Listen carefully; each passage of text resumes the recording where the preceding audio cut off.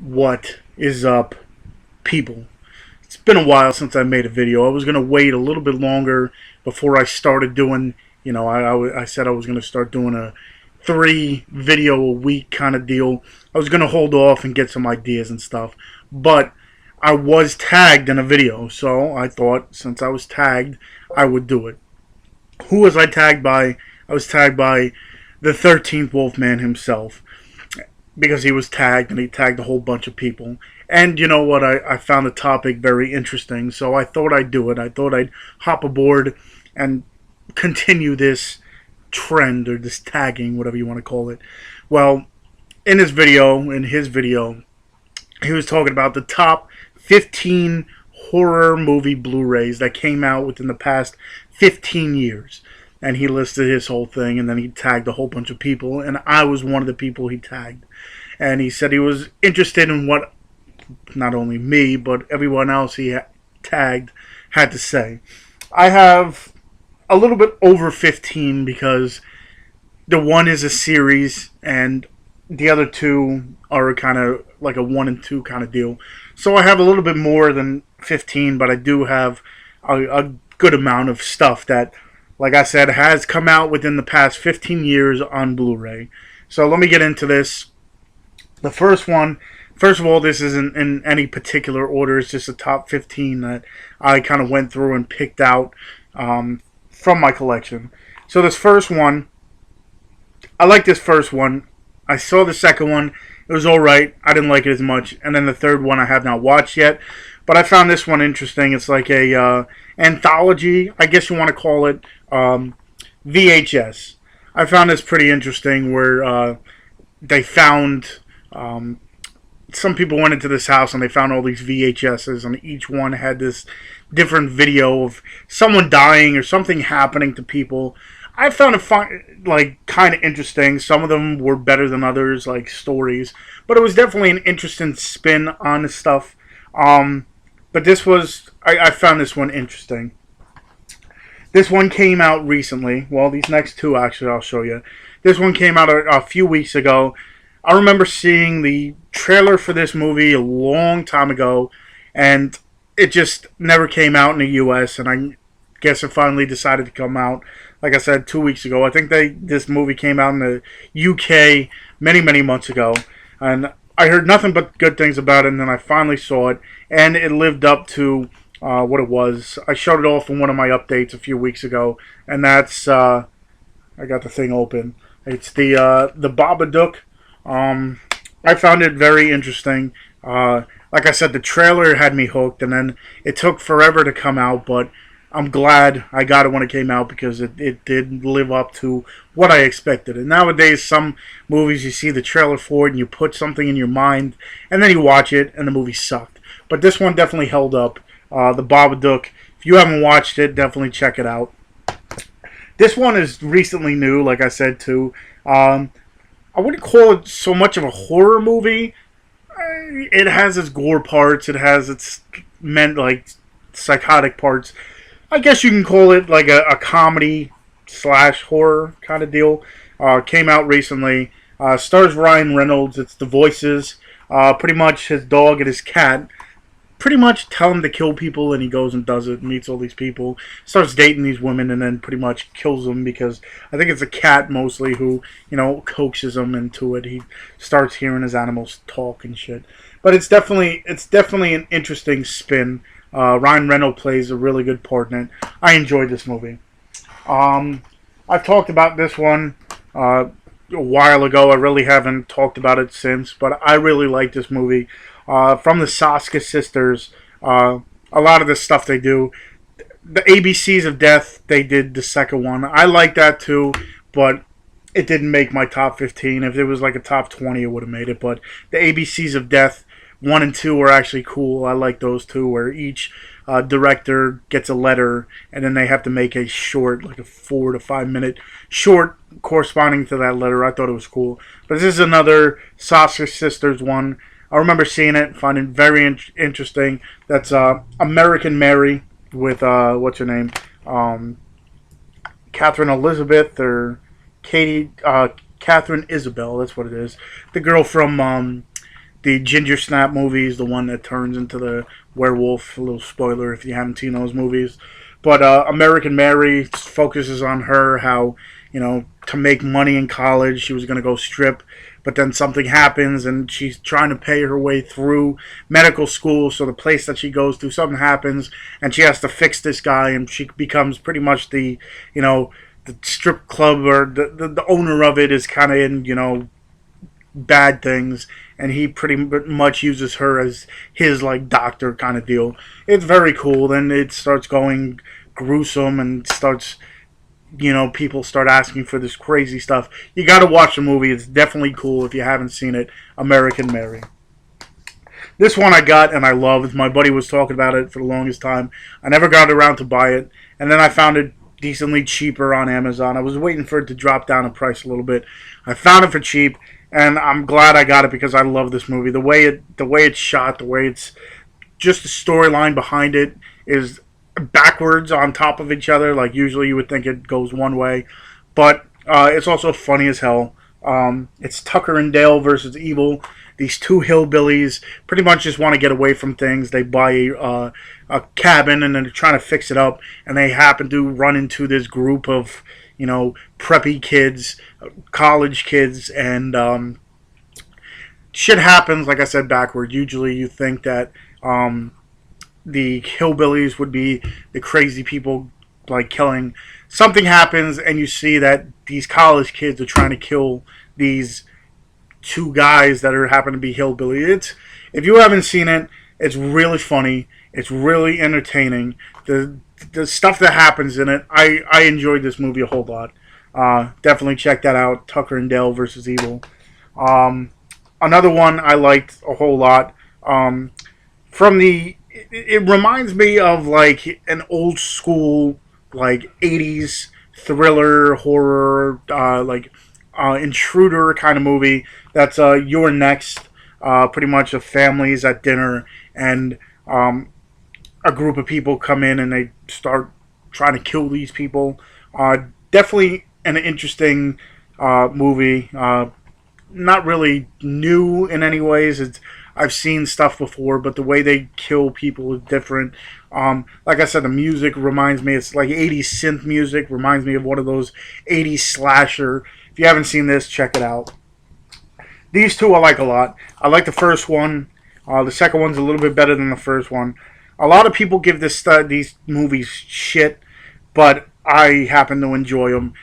People go a little bit too deep into these movies and say it's definitely impossible, but I like it for what it is. And they're the Purge movies, the first Purge, and then the Purge Anarchy. Like I said, I like the second one a little bit more because instead of being stuck in the house the whole time, they're in this one they're actually out and about. Pretty much the storyline is for a 12-hour period every year, one day a year, for 12 hours, crime is legal no matter what it is. No cops are involved or anything, so crime is legal. Robbing and killing and whatever have you. These two movies have it. The first one pretty much is, like I said, stuck in a house, like an intruder movie, and this one is pretty much trying to stay alive. The couple gets, their car breaks down, and it happens right when the 12 hours start, so it's pretty much like a stay alive kind of movie. But I like both of these. I don't know, a lot of people gave that the first Purge, they gave it crap. This one is really good. I'll show these after, just so they're in kind of go together. The director, Adam Green, he did the first ones I saw, or these next movies I'm going to show. But this is his recent movie that he came out with. I've reviewed it, and I thought it was really cool. That's Digging Up the Marrow. Pretty much Adam Green plays himself, and he ends up seeing this, story of one of those things that there's a clipboard in one of the delis or wherever he goes. There's a clipboard, and he sees this story pinned up, and he finds the story interesting. It's about this guy saying that there's real monsters and everything, and he ends up going to meet this guy, and the guy says, there's two worlds where all the deformities and people with deformities and stuff. They end up going into this like underworld kind of deal, and they live there, real monsters kind of deal. And he found this hole where it is, so they go and tape this thing. It's pretty cool. Like I said, the thing that like interesting about it too is Adam Green plays himself. So I thought that was really cool. It's like shot on film, kind of like one of those found footage, not found footage, but it's taped like you were there kind of deal. The other movies he had, I enjoy this series a whole bunch. I've talked about it. There's three, and it's the Hatchet movies: Hatchet 1, Hatchet 2, and Hatchet 3. Story about Victor Crowley, pretty much the new face of horror kind of deal. It's down in the bayou, and the first one, a group of people are taking this tour of this place, and one girl's really there to find her brother that's missing, and they end up running into this guy. One of the major reasons I like this is because they use a whole bunch of practical effects rather than, CGI. This new day of CGI, it just, some looks good. In some of these movies, especially if the budget's low, there's no point in using CGI because it looks so fake and everything. There's a whole bunch of practical effects. A lot of the kills are different than most movies. You see a lot of these movies, they run into the same kind of deaths. If it's with an axe or a chainsaw or whatever, it kind of just gets redone over and over. In these movies, there's definitely different kind of kills that you're not used to. I like them. Check them out, all three of them. This one, I recently got a hold of The Dorkening. 13th Wolfman is a part of The Dorkening, if you haven't checked that out. They had the director of the movie on, and I ordered the movie because they were talking highly of it. I saw a trailer for it. It looked pretty cool, and that's Bikini Girls on Ice. For a B-rated horror movie, I've been watching a whole lot more because of them. I give it credit. One of those movies that does not have a huge budget, but works with what it has. The graphics were pretty cool. The storyline was pretty much your run-of-the-mill storyline, but I like the way they presented it and everything. The acting in it was exceptionally well. Pretty much a group of girls. They were having a bikini car wash. Was supposed to do it at another place where they're supposed to do it. The bus breaks down and they ends up going to this like abandoned what do you want to call it, gas station, and little do they know there's a killer there. Like I said, for one of the low budget movies, it's definitely one of the better ones that I've seen. The graphics and the acting and everything else, just the way the movie looks, it's definitely better than most of these other ones, but I enjoyed it. This one I got recently as well. I don't even know where it's made. It's somewhere in the I don't know if it's China or Japan or whatever. It's The Host. Pretty much what happens is I guess it's like a chemical plant or something, has these genetically enhanced little monsters, and something happens where the funding goes bad and they have to get rid of these things, so they throw them in this lake, and I don't know if it's months or whatever, time passes, and there's a group of people chilling, like hanging out in a park. I was about to say chilling. And pretty much what happens is these little things that were there, this one turns into a gigantic beast-looking thing, and pretty much he ends up taking this one character's sister, and pretty much he goes after it. It's very interesting, slow at parts, but definitely a cool, like different kind of monster movie, I guess you want to call it.